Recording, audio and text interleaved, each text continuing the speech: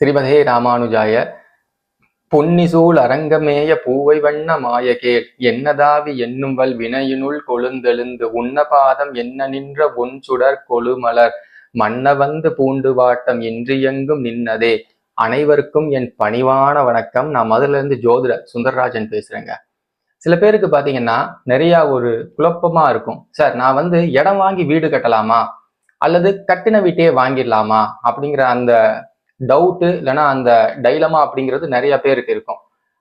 அப்ப ஒரு இடம் வாங்கி வீடு கட்டுறதுக்கு உண்டான கிரக அமைப்பு எவ்வாறு இருக்கணும், அதே நேரத்துல கட்டின வீட்டையே வாங்கக்கூடியதான அமைப்பு ஜாதகத்துல வந்து எவ்வாறு இருக்கணும் அப்படிங்கிறதுக்கு இந்த பதிவை பார்த்தீங்கன்னா உங்களுக்கு தெளிவான ஒரு விளக்கம் அப்படிங்கிறது கிடைக்குங்க. முதல்ல ஃபர்ஸ்ட் பார்ட் அப்படிங்கிறது நம்ம பார்க்கலாம். இடம் வாங்கி வீடு கட்டலாமா சார், இதுதான் வந்து பார்ட் 1.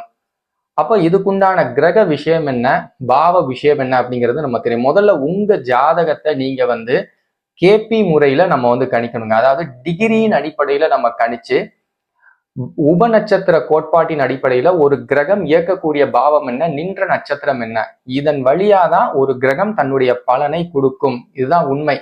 அதை விட்டுட்டு சார் எனக்கு செவ்வாய் 4ஆம் இடத்துல இருக்கு அதனால நான் வந்து இடம் வாங்கி வீடு கட்டுறேன் அப்படின்னா அது அந்த அளவுக்குலாம் உங்களுக்கு வந்து சிறப்பை கொடுக்காது ஆக்சுவலா. ஏன்னா 4ஆம் இடம் செவ்வாய் இருக்கு, பூமிக்காரனாகத்தானே இருக்கு, நான் வந்து வாங்குறேன், என்ன பிரச்சனை அப்படின்னு கேட்டீங்கன்னா அது உங்களுக்கு தான் பிரச்சனை.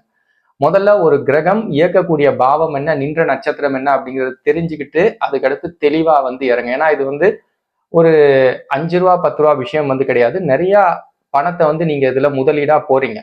நடுவுல நின்றுச்சு ஏதாவது வில்லங்கம் ஆயிடுச்சுன்னா உங்களுக்கு தான் பிரச்சனை. அப்ப முதல்ல சார் நான் இடம் வாங்கி வீடு கட்டலாமா அப்படின்னு கேட்கிறவங்களுக்கு அவங்க ஜாதகத்துல பூமிகாரகன் அப்படின்னு சொல்லக்கூடியதான முதல்ல செவ்வாய் அப்படிங்கிற அந்த கிரகம் ரொம்ப ரொம்ப நல்லா இருக்கணும் சார். அதாவது செவ்வாய் அப்படிங்கிற அந்த கிரகம் 4, 8, 12ஆம் பாவத்தை தொடர்பு கொள்ளாம இருக்கணும். அப்படி இருந்துச்சு அப்படின்னா தாராளமாக ஜாதகர் இடம் வாங்கலாம். அதாவது செவ்வாய் வந்து 4, 8, 12 வந்து இயக்கக்கூடாது. அதே நேரத்துல செவ்வாய் பாத்தீங்கன்னா 2, 6, 10, 2, 4 அல்லது பாத்தீங்கன்னா வெறும் 4ஆம் பாவம் அல்லது 4, 10 இந்த மாதிரியான பாவங்களை செவ்வாய் வந்து இயக்குறாரு அப்படின்னா தாராளமாக ஜாதகர் வந்து இடம் வாங்கலாம், அதன் அடிப்படையில வீடு கட்டலாம் அப்படின்னு. என்னன்னா செவ்வாய் அப்படிங்கிறது பூமிக்காரகர் அப்படிங்கிற மாதிரி நம்ம சொல்றோம். அப்ப ஒரு பூமி வாங்கக்கூடிய யோகம் இருக்கா இல்லையா அப்படிங்கிறது செவ்வாயை வச்சுதான் நம்ம வந்து தீர்மானிக்கணும். அதாவது பூமி இப்ப சில பேர்லாம் லேண்ட் வாங்கிடுவாங்க. சார் நான் வாங்கின பிளாட் அப்படிங்கிறது அப்ரிசியேஷன் ஆக மாட்டேங்குது சார், நான் வந்து 4 லட்சம் ரூபாய்க்கு ஒரு பிளாட் வாங்கினேன், இப்ப போய் கேட்டா 3 லட்சத்துக்கு கேட்டு இருக்காங்க சார் அப்படி மாதிரி சொல்லுவாங்க. அப்ப அவங்களுக்கு என்ன அப்படின்னா செவ்வாய் அப்படிங்கிறது அந்த அளவுக்கு சிறப்பு இருக்காது அவங்க ஜாதகம். அது மட்டும் இல்லாம சார் நான் வாங்கினது அப்புறம் தான் எனக்கு தெரியுது அது லிட்டிகேஷன் ப்ராப்பர்ட்டி, வில்லங்க ப்ராப்பர்ட்டி அப்படின்னு தெரியுது சார் அப்படிமா. அப்ப இந்த மாதிரியான நபர்களுக்கு பாத்தீங்கன்னா செவ்வாய் வந்து 3, 8ஓட வந்து தொடர்பு கொண்டு இருக்கும். இந்த மாதிரியான நபர்கள் தான் அந்த வில்லங்க ப்ராப்பர்ட்டி இதெல்லாம் வந்து வாங்கி போடுவாங்க. அப்ப உங்க ஜாதகத்துல செவ்வாய் ஃபர்ஸ்ட் வந்து நல்லா இருக்கும். இதான் ரூல் நம்பர் 1. 2வது விஷயம் என்ன அப்படின்னா நடப்பு தெசா புத்தி அப்படிங்கிறது ரொம்ப ரொம்ப நல்லா இருக்கணும். நடப்பு தெசா புத்தி அப்படிங்கிறது 8, 12ஆம் பாவத்தினுடைய தொடர்புல நிச்சயமாக இருக்கக்கூடாது. அப்படி இருந்துச்சுன்னா அந்த தெசா புத்தியில வாங்குறது கொஞ்சம் தவிர்க்கலாம். அடுத்து வரக்கூடிய புத்தி நல்லா இருந்துச்சுன்னா அந்த புத்திகள்ல நம்ம தாராளமா லேண்ட் வாங்கலாம். அப்ப ஃபர்ஸ்ட் வந்து 4ஆம் பாவம் அப்படின்னு சொல்லக்கூடியதான அந்த வீடு மனை யோகம் அந்த பாவம் அப்படிங்கிறது ரொம்ப ரொம்ப நல்லா இருக்கும். சார் நான் சொல்றது சார் 4வது ராசியில சுக்கிரன் இருக்காரு, 4வது ராசியில செவ்வாய் இருக்காரு அப்படின்னு தப்பா புரிஞ்சிக்காதீங்க. 4ஆம் பாவம் அப்படிங்கிறது நம்ம சொல்றது உப நட்சத்திர கோட்பாட்டின் அடிப்படையில தான் நம்ம வந்து சொல்றது. அது என்ன சார் புரிய மாட்டேங்குதுன்னா நம்ம நிறைய வீடியோஸ் போட்டிருக்கோம், ஒன்னொன்னா பொறுமையா பாருங்க, நிச்சயமாக உங்களுக்கு வந்து புரியும் அப்படின்னு சொல்லிட்டு 4ஆம் பாவ உபநட்சத்திரம் நிச்சயமாக நல்லா இருக்கணும். அது எந்த கிரகமா வேணா இருக்கலாம். குரு வந்து 4ஆம் பாவத்துக்கு வந்திருக்கலாம், தப்பு கிடையாது. ஆனா அது நல்ல அமைப்புல இருக்கணும். 8, 12ஆம் பாவத்தினுடைய தொடர்பு இல்லாம இருக்கணும். கூடவே செவ்வாய் அப்படிங்கிற அந்த கிரகம் நல்ல அமைப்புல இருக்கும். நான் சொன்ன மாதிரி 2, 6, 10, 4, 10 இந்த தொடர்புல செவ்வாய் இருந்துச்சுன்னா மிக மிக சிறப்பு. நீங்க உங்க பேர்லயே நிலம் வாங்கி வீடு கட்டலாம். சரி, அடுத்த கேள்வி, சார் நான் வந்து கட்டின வீட்டை வாங்கலாமா அப்படின்னு கேட்டீங்கன்னா அதுக்கு வந்து 4ஆம் பாவத்துக்கு சுக்கிரன் உபநட்சத்திர அதிபதியா வர்றாருன்னா தாராளமாக நீங்க கட்டின வீட்டை வந்து வாங்கிடலாம். அதாவது இந்த பில்டர்ஸ் கன்ஸ்ட்ரக்ஷன் அப்படின்னு சொல்லுவாங்க. பில்டர் அப்படிங்கிறவங்க ஒரு லேண்ட் வாங்கிடுவாங்க, வீடு வந்து கட்ட ஆரம்பிச்சிருவாங்க. வீடு கட்ட ஆரம்பிக்க அவங்க வந்து அட்வர்டைஸ்மெண்ட் வந்து போட ஆரம்பிச்சிருவாங்க. சார் நாங்க வீடு கட்டிட்டு இருக்கோம், யார் வேணா வந்து புக் பண்ணிக்கிறங்க அப்படின்னு. அப்ப ஆன்கோயிங் கன்ஸ்ட்ரக்ஷன் அப்படிங்கிற மாதிரி இருக்கும். அப்ப 4ஆம் பாவத்துக்கு யாருக்கெல்லாம் சுக்கிரன் வருதோ, அல்லது சுக்கிரன் வந்து 2, 6, 10ஆம் பாவத்துல தொடர்புல இருக்கணும். 2, 6, 2, 4 இந்த மாதிரியான அமைப்புல சுக்கிரன் இருக்குன்னா தாராளமாக கட்டின வீட்டை வந்து வாங்கலாம்.